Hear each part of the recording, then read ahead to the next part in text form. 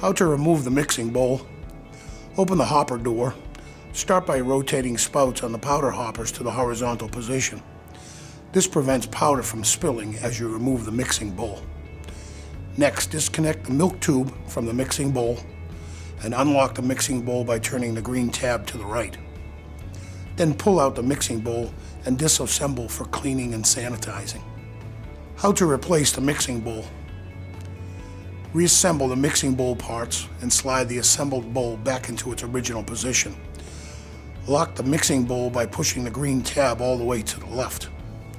Then reconnect the milk tube to the mixing bowl by pushing about 1/2 inch of the tube back into the mixing bowl. Call us at 888-CUP-BREW and select option 5 with any questions. Thank you.